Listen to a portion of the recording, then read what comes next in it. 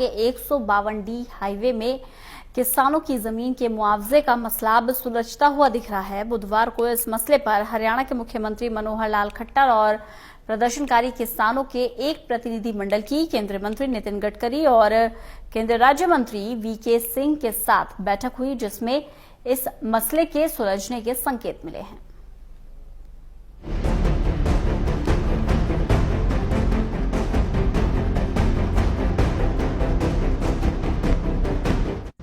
दक्षिणी हरियाणा को उत्तरी और पूर्वी हरियाणा से जोड़ने वाले 152D ग्रीन कॉरिडोर के मुआवजे का मामला अब सुलझता दिख रहा है।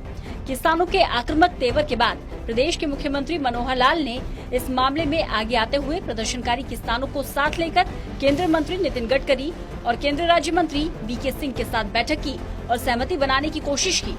बैठक के बाद मीडिया से बात करते हुए मुख्यमंत्री मनोहर लाल खट्टर ने किसानों की मांग पर लगभग सहमति की बात करते हुए कहा कि अब भूमि के स्तर पर ही राज्य सरकार मुआवजे की राशि को रिवाइज करके नेशनल हाईवे अथॉरिटी को भेजेगी, जिसके बाद वो इस पर निर्णय लेंगे। दूसरा एक रोड है इस्माइलाबाद से लेकर के और कोटपुतली तक 152D की जो जमीन है वो लगभग 4,000 हेक्टेयर ये जमीन 4,000 एकड़ ये जमीन एक्वायर की जानी है। उसका काफी एरिया में जो अवार्ड घोषित हो चुका है, थोड़ा बाकी बचा है, लेकिन जितना घोषित हुआ है उसमें लगभग 25-26 गांव के किसान ऐसे हैं जिन्होंने कहा कि हमारा अवार्ड यानी कम घोषित हुआ है, उनको कीमत कम मिली है।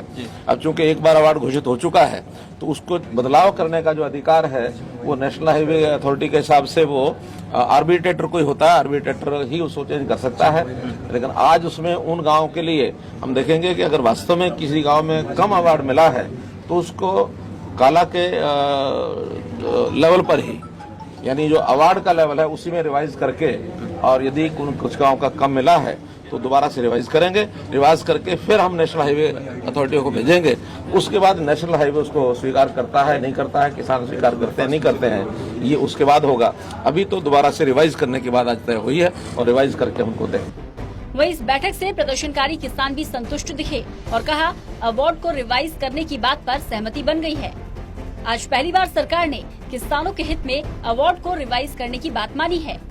मुख्यमंत्री जी ने बताया अभी तक ये अपने हित में तो अवार्ड को रिवाइज करते थे, किसानों के हित में नहीं करते, जो बहुत बड़ी देश के साथ दगाबाजी थी। तो पहली बार किसानों के हित में भी अवार्ड को रिवाइज किया जाएगा, ऐसी सहमति बनी है, ये उसका पालन करेंगे। तो लेकिन एक बात मैं इसमें स्पष्ट कर देना चाहता हूँ, हमें पिछले 6 महीने से सड़कों पर रहना पड़ा और हमारे एक किसान को इसमें आत्महत्या करनी पड़ी, और तब जाके सिर्फ यहाँ तक पहुंचे कानून होते हुए जो NHAI का पैसा ज्यादा चला जाता है तो अवार्ड को रिवाइज करके रिकवरी करते FIR डालते, और हमारा पैसा कम मिले तो हमारा अवार्ड रिवाइज नहीं होता था। लेकिन पहली बार आज केंद्रीय परिवहन मंत्री नितिन गडकरी जी के सामने हरियाणा सरकार और NHAI सब में सहमति बनी कि अवार्ड किसानों के हित में भी रिवाइज होना चाहिए और राज्य सरकार के अधिकार क्षेत्र में आता है। तो राज्य सरकार सेक्शन 33 में अपने DC कलेक्टर के माध्यम से और काला के माध्यम से उसको रिवाइज करके हमें तुरंत न्याय दे, यही हम आशा करते हैं। सर वहीं इसके साथ ही किसानों ने मीडिया से बात करते हुए ये भी स्पष्ट कर दिया कि अगर उनकी मांगे नहीं मानी जाती है तो वो रेल रोकने के साथ साथ दिल्ली और गुरुग्राम का पानी भी रोकने से गुरेज और परहेज नहीं करेंगे। बात पे कायम है और थोड़ा ही समय देंगे, 2 दिन के बाद आप लोगों को बता दिया जाएगा। नहीं तो रेल भी बंद होंगी और पानी भी बंद होगा और ऊपर से हरियाणा भी बंद होगा। क्यों किसान अब की बार आर पार के मुंह डाला तो कोर्ट ने कहा रिवाइज हो सकता है, लेकिन जब किसान को कम मिले तो NHAI कहती रिवाइज नहीं होना चाहिए, ये झगड़ा था। तो आज सरकार ने ये रिजोल्व कर दिया कि किसान के हित में भी रिवाइज किया जाएगा, जिससे पूरे हिंदुस्तान का किसान NH के मामले में बहुत ही बुरी तरह से प्रताड़ित और प्रभावित है। यानी अब गेंद केंद्र सरकार के पाले में है। अगर सरकार किसानों की मांग नहीं मानती है तो न सिर्फ 152D ग्रीन कॉरिडोर की योजना में खटाई पड़ जाएगी, बल्कि किसानों के आंदोलन से सरकार की मुश्किलें भी खड़ी हो जाएंगी। Vinod Lamba, total news, Delhi.